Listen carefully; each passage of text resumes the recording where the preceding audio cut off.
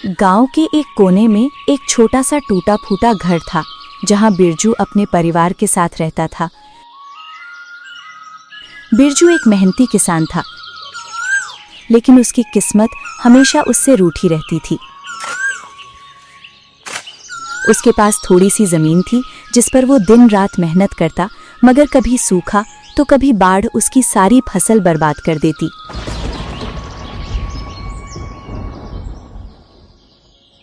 उसके परिवार में उसकी पत्नी गौरी और 2 छोटे बच्चे थे, मुन्ना और छोटी। चारों का जीवन बहुत सादगी और तंगी में गुजरता था। सुबह होते ही बिरजू खेत में निकल जाता और शाम ढलते ढलते थका हारा घर लौटता। गौरी, आज भी खेत में कुछ खास नहीं हुआ। पूरा दिन मेहनत करता रहा, लेकिन पानी की इतनी कमी है कि फसल जैसे सूखती जा रही है। दिल घबरा जाता है ये सोचकर कि अगर ऐसे ही चलता रहा तो इस बार भी हमारी फसल नहीं बचेगी और हम क्या करेंगे। मैं समझ रही हूँ जी, आपकी चिंता भी देख रही हूँ, लेकिन हम ऐसे हिम्मत नहीं हार सकते। मुश्किल वक्त है पर हमेशा नहीं रहेगा। ऊपर वाला जरूर हमारी मदद करेगा। हमें बस थोड़ा और धैर्य रखना होगा और साथ मिलकर कोशिश करते रहना होगा। बिरजू बस चुप हो गया। उसकी आंखों में चिंता साफ झलक रही थी। बिरजू के घर के ठीक बगल में उसके चाचा रघुनाथ और चाची कमला रहते थे। वे दोनों बहुत कठोर और स्वार्थी स्वभाव के थे। कुछ साल पहले जब बिरजू की फसल पूरी तरह खराब हो गई थी, तब उसने मजबूरी में अपने चाचा से कुछ पैसे उधार लिए थे, लेकिन लगातार नुकसान होने के कारण वो अब तक वो कर्ज चुका नहीं पाया था। और यही बात उसके चाचा चाची रोज उसे ताने देकर याद दिलाते थे। अरे ओ बिरजू, कब लौटाएगा हमारे पैसे? कब तक यूं ही मुफ्त की रोटी खाता रहेगा और बहाने बनाता रहेगा? हमने भी मेहनत से कमाया है ये पैसा, कोई यूं ही लुटाने के लिए नहीं रखा। ऐसे निकम्मे लोग ही दूसरों के सहारे जीते हैं, ना काम ढंग से करते हैं, ना जिम्मेदारी निभाते, और ऊपर से जरा भी शर्म नहीं आती तुम्हें। चाचा चाची, मैं सच में पूरी कोशिश कर रहा हूँ, दिन रात मेहनत कर रहा हूँ, लेकिन हालात साथ नहीं दे रहे। बस थोड़ा सा वक्त और दे दीजिए, मैं आपका एक एक पैसा लौटा दूंगा। बहुत सुन लिया तेरे ये रोने धोने और बहाने, अब और नहीं। अगर जल्दी हमारे पैसे नहीं दिए तो याद रखना, ये घर भी छोड़ना पड़ेगा, फिर कहीं और जाकर अपना ठिकाना ढूंढना।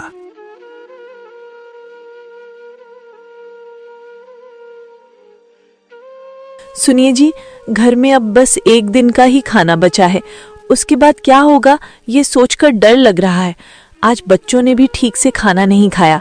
ये सूखे चावल उनके गले से उतर ही नहीं रहे थे। बार बार पानी पीकर किसी तरह खा रहे थे। अब हमें सच में कुछ करना होगा। पिताजी, मुझे बहुत भूख लगी है। माँ ने बस थोड़े से चावल दिए थे, लेकिन उनसे मेरा पेट बिल्कुल भी नहीं भरा। क्या आज हमें और कुछ खाने को नहीं मिलेगा? मैं कुछ करूंगा मेरी बेटी, तुम बिल्कुल चिंता मत करो। तुम्हारे पिता अभी हार नहीं मानेंगे। कल तुम्हें ये सूखे चावल नहीं खाने पड़ेंगे। मैं वादा करता हूँ कि तुम्हारे लिए कुछ अच्छा इंतजाम जरूर करूंगा। लेकिन अंदर ही अंदर बिरजू टूट रहा था। उस रात बिरजू देर तक सो नहीं पाया। वो घर के बाहर बैठकर आसमान को देख रहा था। हे ईश्वर, हमारी मदद कर दे। अब तुझसे ही आस लगी है। मैं अपने ही बच्चों के लिए कुछ नहीं कर पा रहा। एक पिता होकर उनकी भूख भी नहीं मिटा पा रहा हूँ। उनका ये हाल देखकर दिल टूट जाता है। तू ही कोई राह दिखा दे प्रभु।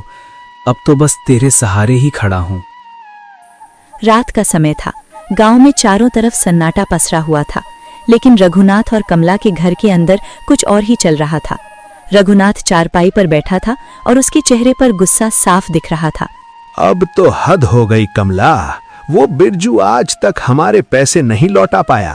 रोज कोई न कोई बहाना बनाकर टाल देता है। अब ये सब बिल्कुल भी नहीं चलेगा।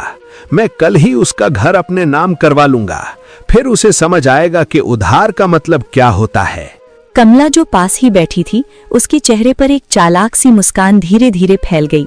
सुनो जी, आप भी ना बस इतनी सी बात पर खुश हो रहे हो। सिर्फ उसका छोटा सा टूटा फूटा घर लेकर हम क्या करेंगे? उसमें ऐसा क्या रखा है जो हमारे किसी काम आए?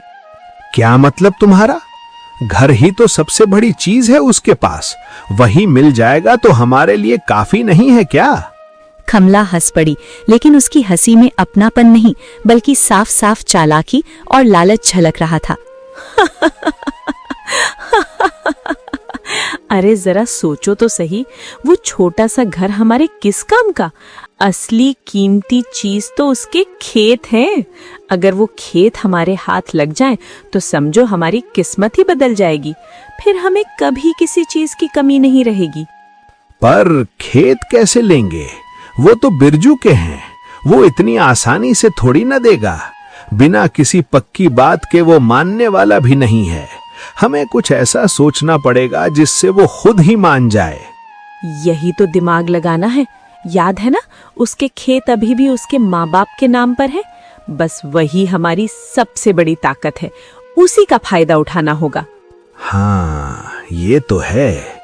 अगर कागज उसके नाम पर नहीं है तो बात हमारे पक्ष में जा सकती है, लेकिन आगे क्या? तो बस हम उसे ये कहेंगे कि उसके माँ बाप ने मरने से पहले वो खेत हमारे नाम कर दिए थे और बदले में हमसे अच्छी खासी रकम भी ली थी। अगर हम ये बात ठोस तरीके से कहेंगे तो वो घबरा जाएगा और बिना ज्यादा सोच समझे हमारी बात मान भी सकता है। क्या? लेकिन ये तो झूठ होगा। अरे, झूठ बोलने में तुम्हें कब से शर्म आने लगी? क्या तुम भूल गए हमने उसके माँ बाप को पूरी जिंदगी कैसे अपने झूठ और चालाकी से बेवकूफ बनाया था? तब तो तुम्हें जरा भी हिचक नहीं हुई थी। रघुनाथ कुछ पल के लिए चुप हो गया, जैसे अचानक उसे पुराने सारे दिन याद आ गए हों और वो सोच में पड़ गया हो। कमला ने उसकी खामोशी देखकर तुरंत बात आगे बढ़ाई। अब तक हमने उसके माँ बाप को बेवकूफ बनाया, अब बिरजू की बारी है। अगर अभी भी मौका हाथ से जाने दिया तो फिर पछताना पड़ेगा। वाह कमला, क्या दिमाग लगाया है तुमने। सच में अगर सब ठीक से हो गया तो इस बार हम खाली हाथ नहीं लौटेंगे। वो सीधा साधा है, हमारी मीठी बातों में आसानी से आ जाएगा।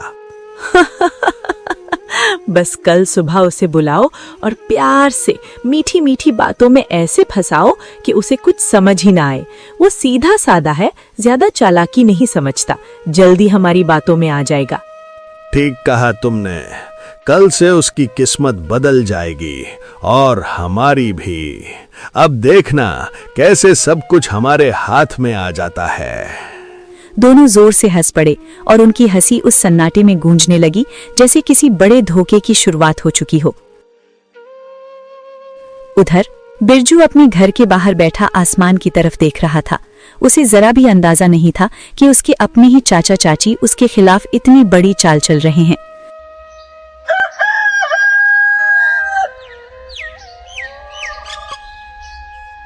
सुबह का समय था। गांव में हल्की हल्की धूप फैल रही थी, लेकिन बिरजू के घर के बाहर माहौल भारी था। रघुनाथ गुस्से से भरा खड़ा था और कमला के चेहरे पर वही चालाक मुस्कान थी। अरे ओ बिरजू, बाहर आ, आज फैसला होगा। अब बात को और आगे नहीं बढ़ाना, आज ही सब कुछ साफ साफ तय कर लेते हैं। बिरजू घबराया हुआ बाहर आया। गौरी और बच्चे भी दरवाजे पर खड़े थे। क्या हुआ चाचा जी, आप अचानक इतनी सुबह सुबह क्यों बुला रहे हैं? कोई खास बात है क्या? बहुत हो गया बिरजू, अब और इंतजार नहीं कर सकते हम। तू हमारे पैसे नहीं चुका पा रहा, ये बात अब साफ हो गई है। इसलिए आज ही अपना घर और खेत खाली कर दे। अब ये सब हमारे काम आएगा, समझा? घर?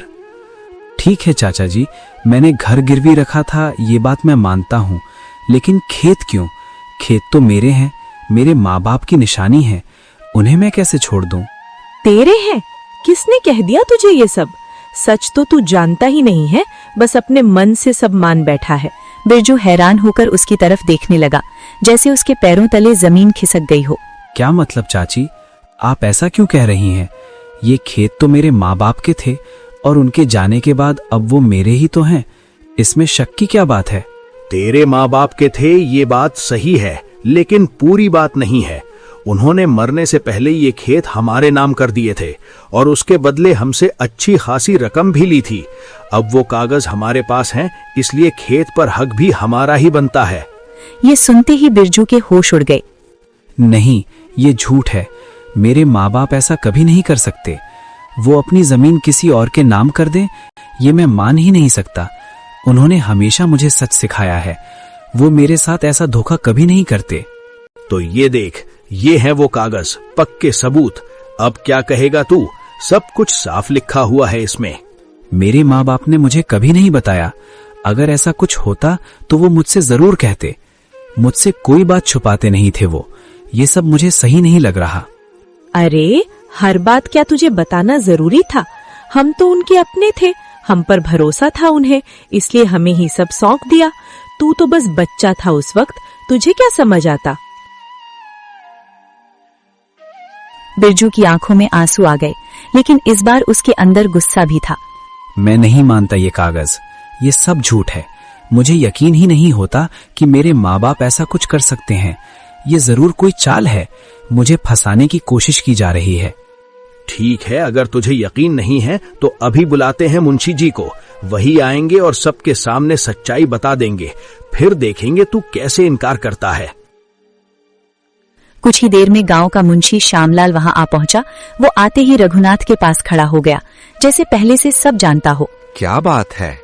जरा ये कागज पढ़कर बता दो मुंशी जी, ताकि बिरजू को भी सच पता चल जाए। मुंशी ने कागज हाथ में लिए और पढ़ने का नाटक करने लगा।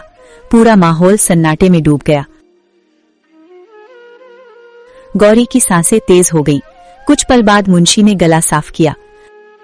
इन कागजों के मुताबिक बिरजू के माँ बाप ने अपनी मर्जी से ये खेत रघुनाथ जी के नाम कर दिए थे और इसके बदले उनसे अच्छी खासी रकम भी ली थी, वो भी अपने मरने से पहले। कागज पूरी तरह से सही लग रहे हैं। नहीं, ये झूठ है। मेरे माँ बाप ऐसा कभी नहीं कर सकते। ये सब मिलकर मुझे धोखा दे रहे हैं। ये कोई साजिश है मुझे सब कुछ से वंचित करने की। मैं ये बात कभी नहीं मानूंगा। बस अब बहुत हो गया बिरजू, सबूत भी तेरे सामने हैं। मुंशी जो भी साफ साफ कह चुके हैं। अब और बहाने बनाने से कोई फायदा नहीं है। चुपचाप अपना घर और खेत खाली कर दे। तेरे माँ बाप पैसे ले गए थे और अब जब वक्त आया है हिसाब चुकाने का तो तू पीछे हट रहा है। ये नहीं चलेगा। मुंशी जी, भगवान से तो डरिए, सच बताइए। मैंने वही कहा जो कागज में लिखा है। अब बिरजू पूरी तरह टूट चुका था। उसकी आंखों से आंसू बह रहे थे, लेकिन उसके दिल में एक बात बार बार गूंज रही थी, ये सब झूठ है। मेरे माँ बाप ऐसा नहीं कर सकते। सुबह का समय धीरे धीरे दोपहर में बदल गया था, लेकिन बिरजू के घर के बाहर माहौल और भी भारी होता जा रहा था। रघुनाथ और कमला अब अपना असली रूप दिखा चुके थे। बहुत हो गया बिरजू, अब एक पल भी इस घर में नहीं रह सकता तू। जितना कहना था कह दिया, अब बस तुरंत अपना सामान उठाओ और निकल जाओ यहाँ से। हमें कोई मतलब नहीं तुम्हारी मजबूरी से। चाचा जी, चाची जी, ऐसा मत कीजिए। थोड़ा सा समय दे दीजिए, हम कहीं और जाने का इंतजाम कर लेंगे। बच्चों का तो ख्याल कीजिए, वो छोटे छोटे हैं, हम इस हालत में कहाँ जाएंगे। कमला ने बिना दया दिखाए सामान उठाकर बाहर फेंकना शुरू कर दिया। हमें तेरे बच्चों से कोई मतलब नहीं। जब पैसे नहीं थे तो उधार क्यों लिया था? पहले सोच लेना चाहिए था ना। अब रोने धोने से कुछ नहीं होने वाला, हमें अपना हिसाब चाहिए। इतने कठोर मत बनिए, हम पहले ही बहुत मुश्किल में हैं। ईश्वर के लिए हम पर थोड़ी दया कीजिए। हमें इस हालत में घर से मत निकालिए। हम सच में कहीं के नहीं रहेंगे। लेकिन रघुनाथ और कमला के दिल में जरा भी रहम नहीं था। कुछ ही देर में उनका सारा सामान घर के बाहर पड़ा था और बिरजू अपने परिवार के साथ सड़क पर खड़ा था। बाबा, अब हम कहाँ रहेंगे? हमारा घर भी चला गया। क्या अब हमें कहीं और जाना पड़ेगा? बिरजू ने खुद को संभालने की कोशिश की, अपनी आंखों के आंसू छुपाते हुए। चिंता मत करो बेटा, हम कहीं ना कहीं अपना ठिकाना ढूंढ लेंगे। ईश्वर हमारे साथ है, वो हमें कभी अकेला नहीं छोड़ेगा। वो जरूर हमें कोई ना कोई रास्ता दिखाएगा, बस हमें हिम्मत नहीं हारनी है। लेकिन अंदर ही अंदर बिरजू पूरी तरह टूट चुका था। तेज आंधी चलने लगी, धूल उड़ने लगी, पेड़ जोर जोर से हिलने लगे। सुनिए जी, मौसम बहुत खराब हो रहा है। बच्चों को कहीं सिर छुपाने की जगह ले चलो। बिरजू ने चारों तरफ नजर दौड़ाई, लेकिन कहीं कोई सहारा नहीं था। तभी उसे सड़क किनारे एक बड़ा सा पेड़ दिखाई दिया। चलो सब लोग उस पेड़ के नीचे चलो।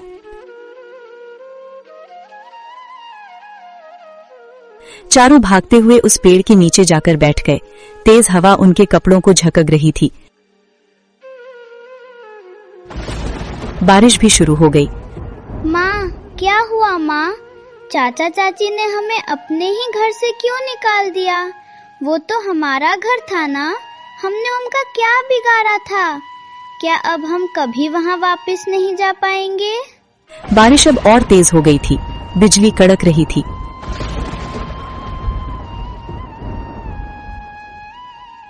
हवा इतनी तेज थी कि बैठना मुश्किल था। बिरजू अपने परिवार को ढकने की कोशिश कर रहा था, लेकिन हालात उसके बस से बाहर थे।